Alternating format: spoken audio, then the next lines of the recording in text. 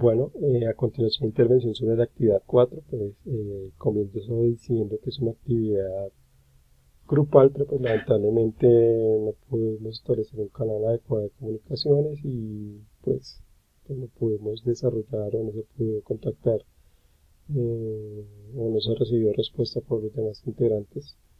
Y pues bueno, tomo tres temas para trabajar y poder presentar pues mi actividad. Comienzo con un desarrollo de una página web utilizando el framework de Bootstrap para hacerlo un poco más amigable y más fácil de desarrollar, donde pues tiene un menú de navegación a la izquierda y en este caso pues voy a trabajar con JavaScript con el estándar ES6 o Harmony, ya que es la última versión liberada del lenguaje y pues que trae muy buenas novedades que pues vamos a estar viendo a través de los temas que voy a desarrollar. Entonces, el primer tema que voy a trabajar es el tema de declaración de variables. No voy a mostrar tanto la página web, que es la parte, digamos, teórica, donde hablo toda la parte prácticamente sobre todos los conceptos y algunos ejemplos.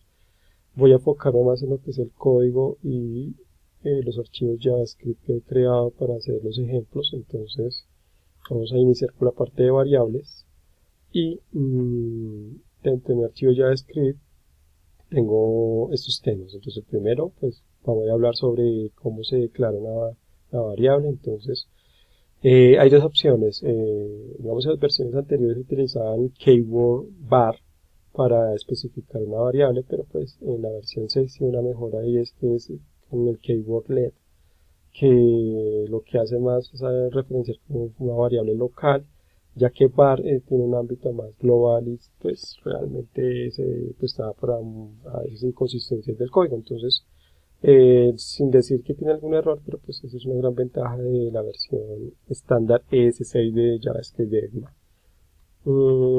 Entonces, como les estaba diciendo, para crear una variable tenemos un keyword let y está compuesto de un identificador y un valor. Entonces, este identificador obviamente permite distinguir esa variable de las otras. Obviamente, esto es case sensitive y pues la idea es identificar nuestra variable del resto de variables que se manejan dentro del programa.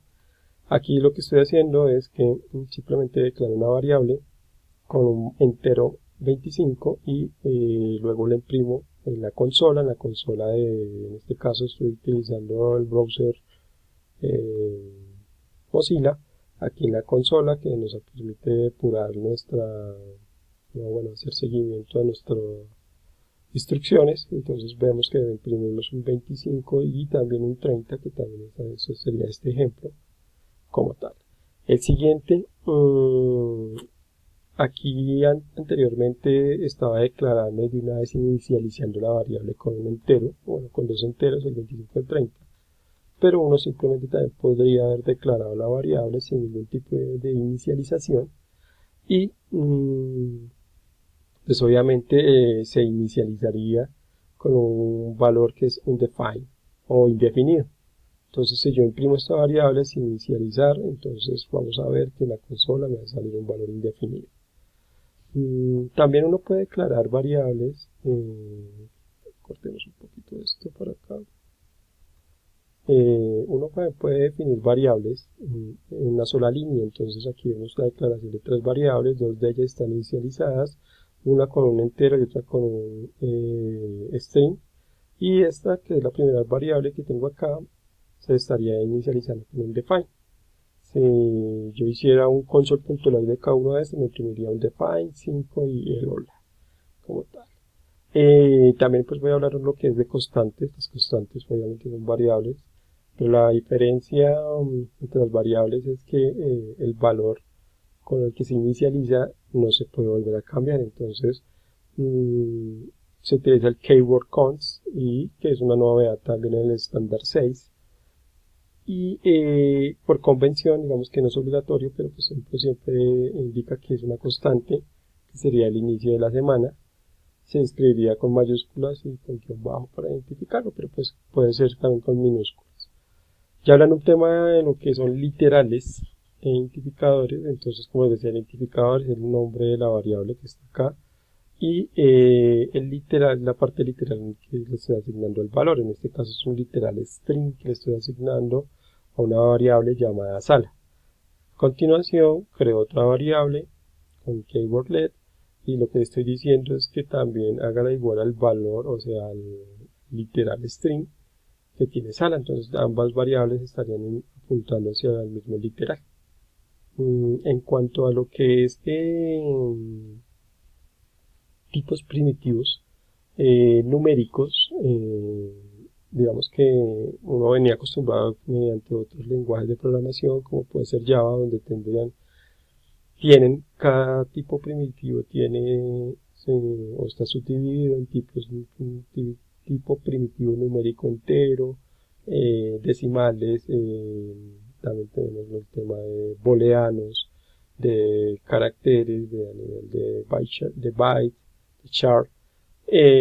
JavaScript es un poco más fácil o sencillo, simplemente el declarar una variable. JavaScript ya sabe si es numérica, pues qué tipo le puedo asignar. Entonces yo podría estar asignando una variable, en este caso suponiendo que sea numérica, yo le puedo colocar un valor 10 y él va a entender que es un entero. Igualmente si yo le declaro un hexadecimal, un octal, un decimal, o también nos recibe una notación exponencial. Entonces con esto ya escribes, digamos así, un poco más sencillo que otros lenguajes donde requieren una declaración más precisa, por decirlo así. En cuanto a variables, manejo las variables, perdón, en cuanto a booleanos, pues es igual que los otros lenguajes, pero pues solamente manejamos los palabras, los keyword false y true. Para asignar una variable, miren que no utilizo tampoco booleanos, sino simplemente declaro una variable y nada más. Él guarda el valor independientemente. También se maneja un concepto de true o false, que ya es cuando, por ejemplo, en lenguajes como C, donde false es 0 y cualquier otro número se toma como true. Es un concepto muy parecido, un mecanismo muy parecido. Entonces, como tal, es un concepto más avanzado, pero también está disponible en JavaScript. Ya hablando, pues, siguiendo con el tema de objetos, pero pues antes quiero hablar sobre las funciones. Igualmente, como les mencionaba, dentro de la página web, aquí sobre funciones, vamos a encontrar la teoría, y pues paso a hablar más sobre el tema de los ejemplos. Entonces, a nivel de funciones, una función normal pues tiene su identificador, que sería hola, y tiene su cuerpo. Todo lo que está encerrado dentro de las llaves sería el cuerpo de la función. En este orden de ideas, pues simplemente la estoy declarando. Para poder ver o ejecutar estas acciones que están dentro del body, yo necesito hacerlo por medio del identificador seguido de esos dos paréntesis, y lo que hace es que en este caso lo ejecuto y me va a mostrar los valores, en este caso hola mundo y hola mundo, como están en el cuerpo. Entonces así es que se llama una función. También las funciones pueden tener o no retorno. Entonces con el cable return, lo que hago es que esta función, cuando yo la llame, en este caso la llamo desde acá, va a ejecutarla y va a retornar este valor. Obviamente, como yo no tengo asignado este llamado a ninguna otra variable, pues no se va a ver nada en consola. Entonces, si yo asignara el retorno de esta función a una variable, lo imprimiera con un console.log o lo mostrara con un alert, pues ahí sí veríamos que este valor es el que retornó. Esto lo tengo acá pues para que veamos la diferencia entre llamar a una función y referenciar una función. Este es un concepto muy importante para ya otros conceptos que vamos a ver a continuación, pero pues esto es una gran diferencia cuando están los paréntesis y cuando no están los paréntesis. Seguido por el tema de las funciones con los tipos primitivos. En este caso en este ejemplo, lo que voy a aclarar es que se trabaja con una copia del valor del primitivo. Es decir, supongamos que declaro una variable x igual a 3 y sigo, a continuación imprimo el valor de x, luego llamo la función f que ya está aquí declarada, y de paso X. Este X dentro de la función va a traer el valor 3 y es el que se va a imprimir en esta primera línea de código. Seguido, pues yo a esta X que me llegó le cambio la asignación y simplemente como tal console.log me va a imprimir el valor de 5. Seguido, si yo vuelvo a imprimir el valor, me va a tener el valor de 3. Entonces voy a dar un poquito más de avance porque pues, la versión que tengo para grabar se corta a los 15 minutos. Entonces, como vemos acá, hace 3, 3, 5 y 3. Seguido, voy a utilizar el tema de manejo de objetos. A diferencia de los tipos primitivos, los objetos sí se modifican. O sea, si yo paso aquí un objeto, yo declaro este objeto y luego imprimo su valor inicialmente, me va a imprimir este valor inicial que tiene esta propiedad, que en esta propiedad nombre mensaje tiene el valor inicial, aquí se imprime, luego llamo a la función g, esta función g le paso el objeto, aquí modifico el valor y nuevamente lo imprimo, va a ver que el valor que modifique adentro se prevalece fuera de la función. Entonces, conclusión, con los objetos se trabajan es por referencia y los tipos primitivos se trabajan es por copia.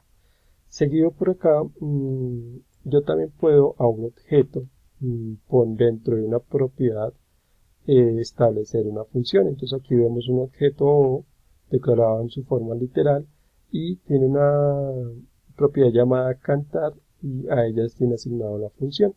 Si yo la llamo, este valor nombre de objeto punto con el modificador de acceso punto y llamo a la función cantar, me va a asignar la ejecuta y este retorna este valor oye mi canto y se va a pasar al valor y aquí lo imprimo, que sería el valor acá en esta parte de oye mi canto.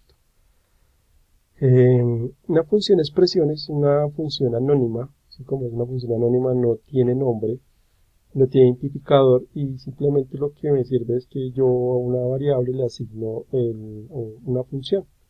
Es decir, que yo podría llamar esta función simplemente con F8 paréntesis paréntesis, o sea, de esta forma, la podría haber llamado F8 paréntesis y él toma el valor de la variable y, eh, y lo hace pasar a la función anónima y la ejecuta. Funciones anónimas son interesantes pues porque sirven para trabajarse como vemos aquí en las propiedades del objeto y pues recuerden lo que hablábamos antes, que una cosa es llamar o una referencia a una función o simplemente ejecutarla.